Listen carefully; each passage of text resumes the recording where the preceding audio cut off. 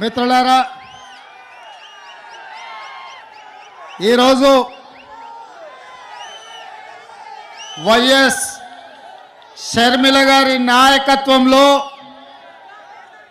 విశాఖపట్నంలో ఏర్పాటు చేసిన న్యాయ సాధన సభ, విశాఖ ఉక్కు ఆంధ్రుల హక్కు అని వేలాదిగా మీరు తరలి వచ్చి రాజశేఖర రెడ్డి గారి అభిమానులుగా మీ ఉక్కు కర్మాగారాన్ని ఆనాడు త్యాగాల పునాదుల మీద సాధించుకున్న మీరు ఇవాళ విశాఖ ఉక్కును కాపాడుకోవాలని ఒక కార్యక్రమాన్ని ఏర్పాటు చేస్తే, ఈ కార్యక్రమంలో పెద్దలు రఘువీరారెడ్డి గారు CWC member, doctor YS Rajasekhara Reddy గారి ఆత్మ, అడుగడుగున ఆయనను వెన్నంటి నిలబడ్డ డాక్టర్ కేవీపీ రామచంద్రరావు గారు, అదేవిధంగా కేంద్ర మంత్రివర్యులు పల్లం రాజు గారు, అదేవిధంగా సిపిఐ నాయకులు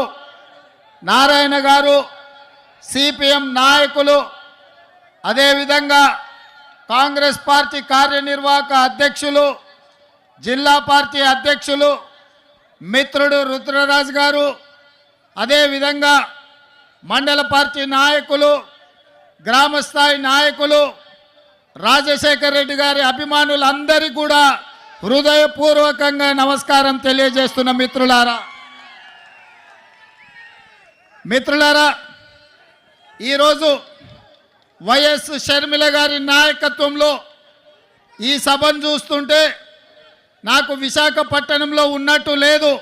హైదరాబాదు నగరంలో, తెలంగాణలో నేను నా కార్యకర్తలతో ఏర్పాటు చేసిన సభ ఎంత విజయవంతం అవుతుందో, వేలాది మంది వచ్చి అండగా నిలబడతారో ఇవాళ ఇక్కడ చూస్తుంటే నాకు హైదరాబాదు నగరంలో కాంగ్రెస్ పార్టీ సభను ఏర్పాటు చేసినట్టుగా ఉంది. వాస్తవంగా నేను ఈ సభకు రావాలనుకున్నప్పుడు కొంతమంది మిత్రులు అన్నారు, అక్కడ కాంగ్రెస్ పార్టీ లేదు కదా, మీరెళ్ళి సభ వైఫల్యం చెందితే మనకు చెడ్డ పేరు వస్తుంది కదా అని. అంటే నేను ఒక మాట చెప్పిన వాళ్లకు, వైఎస్ఆర్ బిడ్డ, వైఎస్ఆర్ ఆశయ సాధన కోసం, విశాఖ ఉక్కును కాపాడాలనే ఉక్కు సంకల్పం కోసం షర్మిలమ్మ సభ పెడితే తప్పకుండా ఆయన అభిమానులు అందరూ అక్కడికి వస్తారు, అండగా నిలబడతారని నేను వారికి చెప్పిన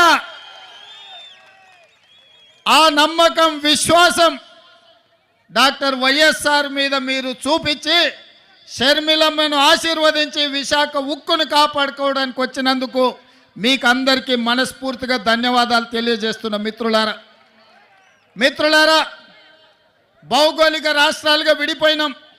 ఇక్కడ ఉన్నప్పుడు మనకు ఆంధ్రప్రదేశ్, తెలంగాణ, కానీ మన హక్కుల కోసం, మన ఆస్తులు కొల్లగొట్టడానికి ఢిల్లీ పెత్తందారులు మన మీద దండయాత్ర చేస్తే మనం తెలుగు వాళ్ళం, మనం అన్నదమ్ములం, ఒకరికి ఒకరం అండగా నిలబడి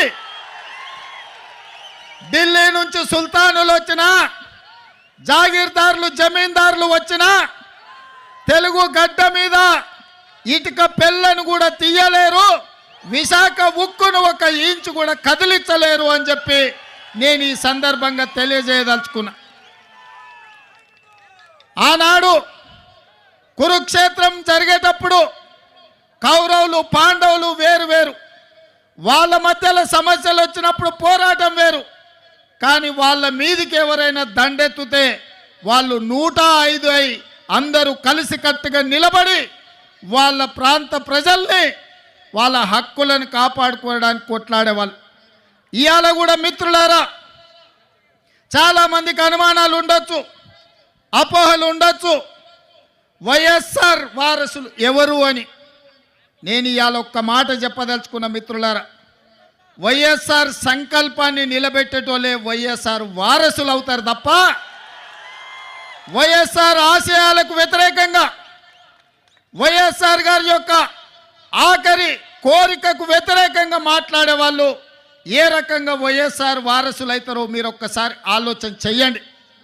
ఇవాళ ఆంధ్రప్రదేశ్లో ఇక్కడున్న పరిస్థితులు, ఇక్కడి రాజకీయాలను కాంగ్రెస్ పార్టీ తెలంగాణ శాఖ అధ్యక్షుడిగా, తెలంగాణ రాష్ట్ర ముఖ్యమంత్రిగా కొన్ని సంవత్సరాల నుంచి నిశితంగా గమనిస్తున్నా. ఈ ప్రాంతానికి ఇక్కడ పాలించే నాయకులుగా మేము కావాలనుకుంటున్నారు. కానీ ప్రశ్నించే గొంతులు ఎవరి ప్రాంతంలో లేరు. ఎందుకంటే ప్రశ్నించే గొంతులు ఉన్నప్పుడే పాలకులు మన మాట వింటారు. ఢిల్లీలో ఉన్న మోడీ ఇవాళ ఈ ప్రాంతం మీద ఆధిపత్యం చెలాయించాలనుకుంటున్నాడంటే ఈ ప్రాంతం నుంచి మోడీని ప్రశ్నించే వాళ్ళు లేకపోవడం వల్లనే ఇవాళ మీ హక్కుల గురించి ఎవరు మాట్లాడతలేరు. 10 ఏళ్ళైనా మీ పోలవరం పూర్తి కాలే. 10 ఏళ్ళైనా ఆంధ్రప్రదేశ్కు రాజధాని ఎక్కడంటే ఎక్కడుందో చెప్పలేని పరిస్థితి ఇవాళ ఆంధ్రప్రదేశ్కు దాపురించింది. ఇవాళ ఈ ప్రాంతంలో ఈ ఆంధ్రప్రదేశ్ యొక్క ఆత్మగౌరవాన్ని ఢిల్లీలో తాకట్టు పెట్టిండ్రు. ఆనాడు ఈ తెలుగు రాజకీయాల నుంచి, ఈ తెలుగు నేల నుంచి నీలం సంజీవారెడ్డి గారు కావచ్చు, పివి నరసింహారావు గారు కావచ్చు, ఆ తర్వాతి తరంలో మనకు ఎన్టీఆర్ కావచ్చు, డాక్టర్ వైఎస్ఆర్ కావచ్చు, ఆ తర్వాత జైపాల్ రెడ్డి గారు కావచ్చు, వెంకయ్య నాయుడు గారు కావచ్చు, ఈ ప్రాంతం నుంచి తెలుగు రాష్ట్రాల నుంచి తెలంగాణ ఆంధ్రప్రదేశ్ ప్రాంతాల నుంచి గల్లీ నుంచి ఢిల్లీ వరకు మన ఖ్యాతిని పెంచి ఈ ప్రాంత సమస్యల మీద కేంద్ర ప్రభుత్వాల నుంచి వాళ్ళు సాధించిన వాళ్ళు, దేశ రాజకీయాలను శాసించిన వాళ్ళు. నేను ఇవాళ అడుగుతున్న మిత్రులారా, అటు తెలంగాణ అయినా ఇటు ఆంధ్రప్రదేశ్ అయినా ఢిల్లీకి వెళ్ళి వంగొంగి నమస్కారాలు పెట్టే నాయకులే ఉన్నారు తప్ప ఢిల్లీని అడిగి మనకు కావాల్సిన సాధించే నాయకత్వమే ఇవాళ లేదు. మీరు ఒక్కసారి ఆలోచన చేయండి. ఆనాడు 94లో డాక్టర్ కేవీపీ రామచంద్రరావు గారు సజీవ సాక్షి, కాంగ్రెస్ పార్టీకి 26 సీట్లు వచ్చి ఎన్టీఆర్ యొక్క ప్రభావంలో కాంగ్రెస్ పార్టీకి ప్రధాన ప్రతిపక్ష హోదా కూడా 94లో రాలే.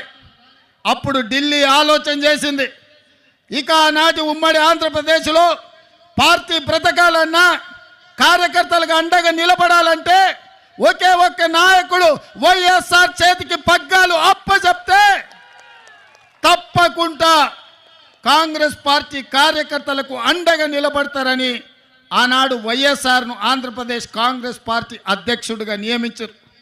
26 సీట్లతో మొదలైన ప్రయాణం 99లో 90 సీట్లకు వచ్చింది.